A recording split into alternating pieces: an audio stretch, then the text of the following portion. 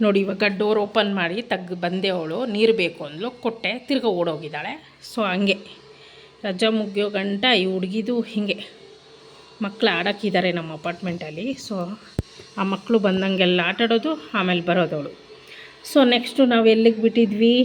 ಬ್ರಾಹ್ಮಿ ಮುಹೂರ್ತದಲ್ಲಿ ಅಂದರೆ ಬ್ರಹ್ಮ ಮುಹೂರ್ತದಲ್ಲಿ ಯಾಕೆ ಹೇಳಬೇಕು ಅಂತ. ಅಂದರೆ ನಾನು ಮದುವೆಗೆ ಮುಂಚೆ ಅಥವಾ ಮದುವೆ ಆದಮೇಲೂ ಸ್ವಲ್ಪ ದಿವಸ 7 ಗಂಟೆ 6 ಗಂಟೆ ಆ ಥರ ಎದ್ದೇಳ್ತಾ ಇದ್ದೆ. ಮ್ಯಾಕ್ಸಿಮಮ್ ಸಂಡೇ ಅಥವಾ ಸ್ಯಾಟರ್ಡೇ ಬಂತಂದರೆ, ಭಾನುವಾರ ಅಂತೂ ನಾನು ಕಂಪಲ್ಸರಿ 10 ಗಂಟೆಗೆ ಎದ್ದೇಳ್ತಿದ್ದೆ.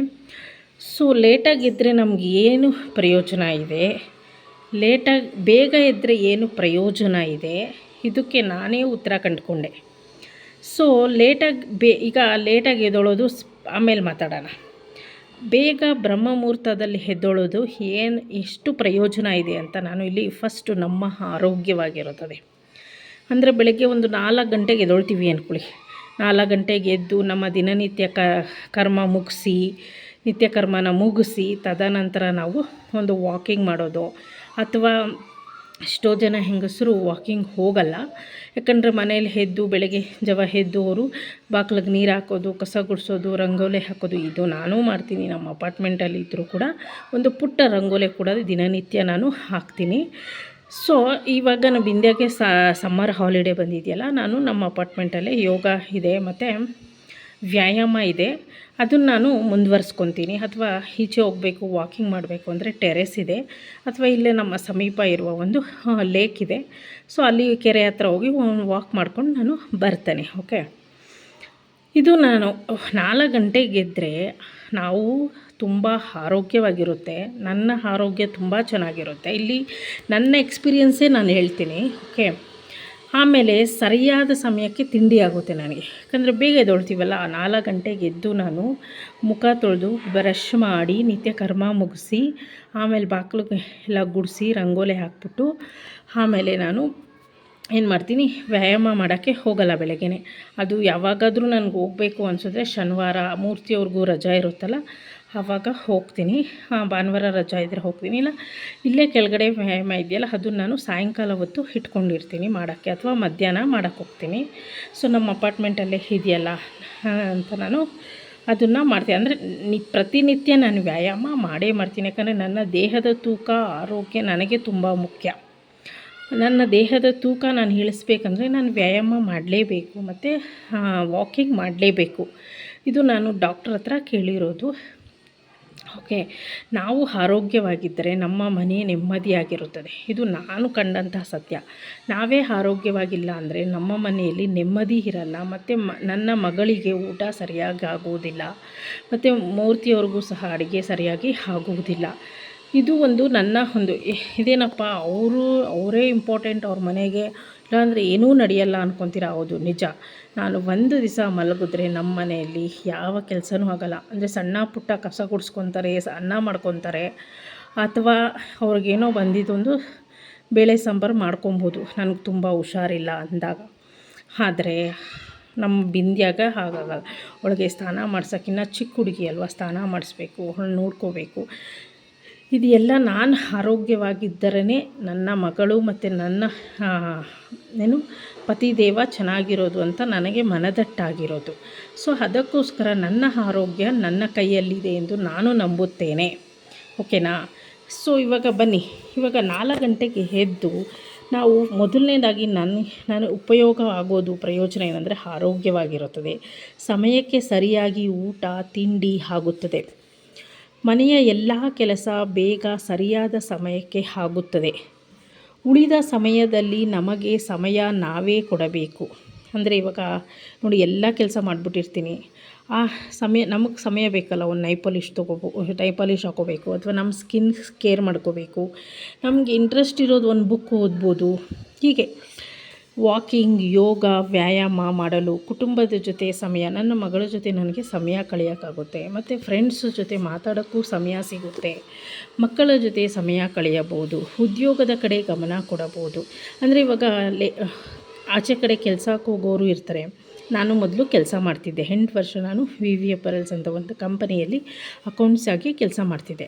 ಸೊ ಆಗಲೂ ನಾನು ಎದ್ದೇಳ್ತಾ ಇದ್ದಿದ್ದು ಮಿನಿಮಮ್ 5:30 5 o'clock ನಾನು ಎದ್ದೇಳ್ತಿದ್ದೆ. ಸೊ ಈ ಕೆಲ್ಸಕ್ಕೆ ಹೋಗೋರಿಗೆ ಮ್ಯಾನೇಜ್ ಆಗಬೇಕು ಅಂದರೆ ಅವರು ಅರ್ಲಿ ಮಾರ್ನಿಂಗ್ ಎದ್ದು ಅವ್ರ ಫ್ಯಾಮಿಲಿಗೂ ಟೈಮ್ ಕೊಟ್ಟು ಮಕ್ಳಿಗೂ ಟೈಮ್ ಕೊಟ್ಟು ಅವ್ರಿಗೆ ಅವಾಗ ಮನಃಶಾಂತಿ ಅನ್ನೋದು ಇರುತ್ತೆ. ಮತ್ತು ಅವರು ಫ್ಯಾಮಿಲಿ ಜೊತೆ ಒಂದು ಸಮಯ ಕೊಡೋದಕ್ಕೆ ತುಂಬ ಉಪಯುಕ್ತ ಆಗುತ್ತೆ. ನನ್ನ ಸ್ನೇಹಿತರು ಮತ್ತು LIC ಬಗ್ಗೆ ಚರ್ಚೆ ಮಾಡಲು ಸಮಯವಿರುತ್ತದೆ. ನಾನು ಇವಾಗ LIC ಏಜೆನ್ಸಿ ಆಗಿದ್ದೇನೆ. ಸೊ ಸೆಂಟ್ರಲ್ ಗೌರ್ಮೆಂಟಿಂದ ಭೀಮಾ ಸಖಿಯಾಗಿದ್ದೇನೆ. ಈ LIC ಬಗ್ಗೆ ನನಗೆ ಮಾತಾಡೋಕ್ಕೆ, ಚರ್ಚೆ ಮಾಡೋಕ್ಕೆ ನನ್ನ ಬಂಧು ಮಿತ್ರರ ಜೊತೆ ಅಥವಾ ನನ್ನ ಅಕ್ಕಪಕ್ಕದವ್ರ ಜೊತೆ LIC ಏಜೆನ್ಸಿ ಆದ್ದರಿಂದ ನನಗೆ ತುಂಬ ಸಮಯ ಇದಕ್ಕೆ ನಾನು ಮೀಸಲಿಡ್ತೇನೆ. ಅಟ್ಲೀಸ್ಟ್ ದಿನಕ್ಕೆ ನಾನು 2-3 ಅವರ್ಸ್ ಆದರೂ ನಾನು LIC ಬಗ್ಗೆ ಒಂದು ಕಾನ್ವರ್ಸೇಷನ್ ಮಾಡೋದಕ್ಕೆ ಅಥವಾ ಸಂಭಾಷಣೆ ಮಾಡೋಕ್ಕೆ, ಇದ್ರ ಬಗ್ಗೆ ಒಂದು LIC ನಾನು ಅವ್ರಿಗೆ ಯಾವ್ಯಾವ ಪಾಲಿಸಿ ಇದೆ, ಯಾವ್ಯಾವ ಪ್ಲ್ಯಾನ್ ಇದೆ ಅಂತ ನಾನು ಗುರುತಿರೋರಿಗೆ ಅಥವಾ ನನ್ನ ಸ್ನೇಹಿತರಿಗೆ ನಾನು ಹೇಳೋದಕ್ಕೆ ನಾನು ಇಲ್ಲಿ ನನಗೆ ಸಮಯ ಸಿಗುತ್ತೆ.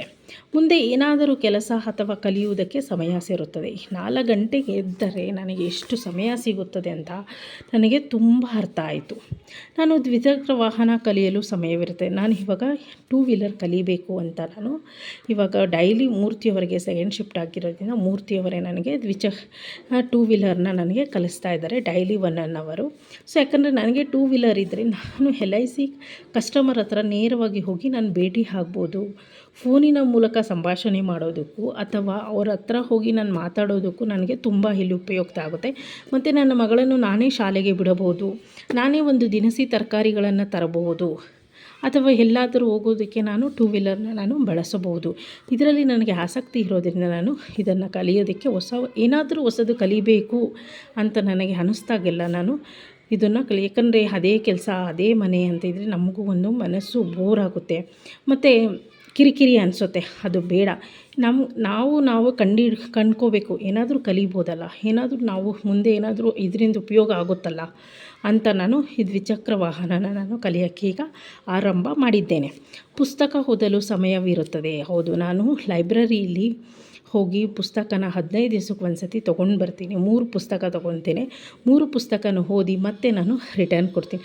ಅಟ್ಲೀಸ್ಟ್ ಡೈಲಿ ನಾನು ನಿದ್ದೆ ಬಂದಿಲ್ಲ ಅಥವಾ ನನಗೆ ಸಮಯ ಸಿಕ್ಕದಾಗೆಲ್ಲ ಅಥವಾ ನಾನು ಬೇಜಾರಾದಾಗ ನನ್ನ ಒಂದು ಗಮನ ಅಥವಾ ಬೇರೆ ಕಡೆ ಹೋಗಬಾರ್ದು, ನೆಗೆಟಿವ್ ಥಿಂಕಿಂಗ್ ಆಗಬಾರ್ದು, ಬೇಡದೇ ಇರೋ ವಿಷಯ ನನ್ನ ತಲೆಗೆ ಬರಬಾರದು ಅನ್ನೋದಕ್ಕೆ ನಾನು ಒಂದು ಪುಸ್ತಕದ ಗಮನ ಹರಿಸುತ್ತೇನೆ. ಮುಖ್ಯವಾಗಿ ದೇವರ ಮೊದಲ ಪೂಜೆಯನ್ನು ಬೆಳಗ್ಗೆ ಆಗುತ್ತದೆ. ಅಂದರೆ ನಾನು 4 ಗಂಟೆಗೆದ್ದರೆ ಬೆಳಗ್ಗೆನೇ ಪೂಜೆ ಆಗುತ್ತದೆ. ನೀವು ಕೇಳ್ಬೋದು, ಇವಾಗ ಸಂಜೆ ಪೂಜೆ ಮಾಡಿದ್ದೀರಾ ಅಂತ. ಹೌದು, ಇವತ್ತು ನಾನು ಸಂಜೆ ಪೂಜೆ ಮಾಡಿದೆ. ಕಾರಣ ಬೆಳಗ್ಗೆಗೆ ನಾನು ಪೂಜೆ ಮಾಡೋಕ್ಕೆ ನನಗೆ ಸಮಯ ಅಭಾವ ಇತ್ತು. ಯಾಕಂದರೆ ಇವತ್ತು ನಾನು ಲೇಟಾಗಿದ್ದೆ. ನಿನ್ನೆ ಸೋಮವಾರ ನಾನು ಬೆಳಗ್ಗೆ 4 ಗಂಟೆಗೆದ್ದೆ. ನಿನ್ನೆಗೂ ಇವತ್ತಿಗೂ ನನಗೆ ಡಿಫ್ರೆನ್ಸ್ ಗೊತ್ತಾಗಿ ನಾನು ಈಗ ಬರೆದಿದ್ದು ಇದನ್ನೆಲ್ಲ. ಸೊ ಇಷ್ಟು 14 ಪಾಯಿಂಟ್ಗಳು ನನಗೆ ಪ್ರಯೋಜನ ಇದೆ. ಆದರೆ 2 ಪಾಯಿಂಟು ಮಾತ್ರ ಅನಾನುಕೂಲ ಆಗುತ್ತಿದೆ. ಅದರಿಂದ ನನಗೆ ಆರೋಗ್ಯ ಕೆಡುತ್ತದೆ. ನಾನು ಬೇಗ ಬ್ರಾಹ್ಮಿ ಮುಹೂರ್ತದಲ್ಲಿ ಎದ್ದೊಳ್ಳಿಲ್ಲ ಅಂದರೆ ನನಗೆ ಅನಾರೋಗ್ಯವಾಗುತ್ತದೆ. ಮತ್ತು ಏನು ಮಾಡೋದಕ್ಕೂ ನನಗೆ ಉತ್ಸಾಹ ಇರಲ್ಲ, ಚೈತನ್ಯ ಇರಲ್ಲ.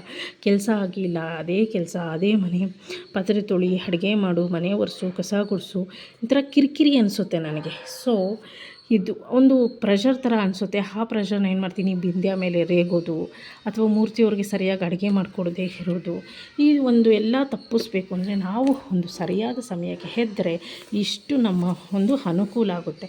ಈ 14 ಪಾಯಿಂಟ್ ಅನುಕೂಲ ಆಗೋದು ಮುಖ್ಯನಾ? ಬರೀ 2 ನಮಗೆ 2 ಅನಾರೋಗ್ಯ ಆಗುತ್ತೆ, ಕಿರಿಕಿರಿ ಆಗುತ್ತೆ, ಇದು ನಮಗೆ ಮುಖ್ಯನಾ ಅಂತ ನಾನು ಇವತ್ತು ಕಂಡುಕೊಂಡಿದ್ದು.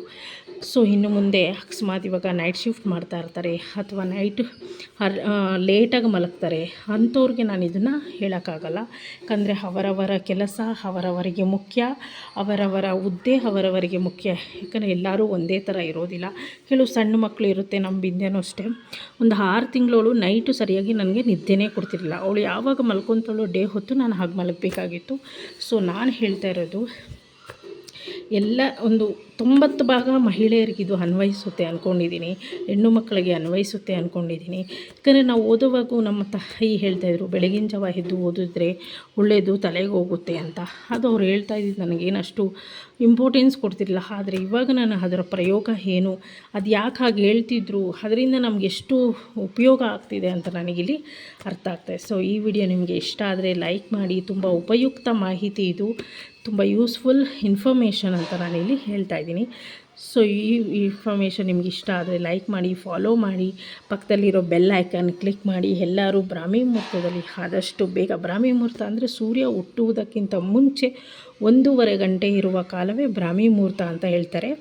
ಸೊ ಒಂದು 4:15 ಅಥವಾ ಅಟ್ಲೀಸ್ಟ್ 5 ಗಂಟೆಗೆ ಎದುರು ಇಲ್ಲಿ ಎಷ್ಟೋ ನಮಗೆ ಸಮಯ ಸೇವ್ ಆಗುತ್ತೆ. ದಿನನಿತ್ಯದಲ್ಲಿ ನಮಗೆ ಒಂದು ಸಮಯ ಮಿಗುತ್ತೆ, ಇದರಿಂದ ನಮ್ಮ ಆರೋಗ್ಯ ಚೆನ್ನಾಗಿರುತ್ತೆ ಅಂತ ನಾನಿಲ್ಲಿ ಹೇಳ್ತಾ ಇದ್ದೀನಿ. ಸೊ ತಪ್ಪದೆ ಬಿಂದ್ಯಾ ಯೂಟ್ಯೂಬ್ ಚಾನಲ್ನ ಸಬ್ಸ್ಕ್ರೈಬ್ ಮಾಡಿ ಅಂತ ನಾನು ನಿಮ್ಮಲ್ಲಿ ವಿನಂತಿ ಮಾಡುತ್ತಿದ್ದೇನೆ. ಮುಂದಿನ ವಿಡಿಯೋ ನಿಮಗೆ ನೋಟಿಫಿಕೇಷನ್ ಮೂಲಕ ಬಂದು ತಲುಪುತ್ತದೆ. ಸೊ ಇದು ನನ್ನ ದಿನನಿತ್ಯ ನಿನ್ನೆ 4 ಗಂಟೆಗೆ ಎದ್ದರಿಂದ ನನಗೆ ಬೆಳಗ್ಗೆನೇ ಪೂಜೆ ಆಯಿತು. ಇವತ್ತು ನಾನು 7 ಗಂಟೆಗೆದ್ದೆ, ಸುಮಾರು 7 ಅಲ್ಲ 7:15 ಸೊ ಇವತ್ತು ನನಗೆ ಸಂಜೆ ಪೂಜೆ ಆಗಿದೆ. ಕಾರಣ ನಾನು ಎದ್ದ ಸಮಯ ಇಷ್ಟು ಆಗಿತ್ತು. ನನಗೆ ಎಲ್ಲ ಕೆಲಸ ಮಾಡಿ ಪ್ರತಿಯೊಂದು ಕ್ಲೀನಾಗಿ ಶುದ್ಧಾಗಿ ಪರ್ಫೆಕ್ಟ್ ಆದಮೇಲೆ ನಾನು ದೇವರಿಗೆ ಕಡ್ಡಿ ಹಚ್ಚೋದು. ಇಲ್ಲ ಅಂದರೆ ನಾನು ದೇವರ ಪೂಜೆ ಕೂಡ ನಾನು ಮಾಡೋಕ್ಕೆ ಹೋಗಲ್ಲ. ಸೊ ಇದು ನನ್ನ ನಿತ್ಯ ಕರ್ಮ ಅಂತ ನಾನು ಹೇಳ್ತಾ ಇದ್ದೀನಿ. ಸೊ ಎಲ್ಲರಿಗೂ ಈ ಇನ್ಫಾರ್ಮೇಷನ್ ಯೂಸ್ಫುಲ್ ಆಗುತ್ತೆ ಅಂತ ಹೇಳ್ತಾ ಇದ್ದೀನಿ.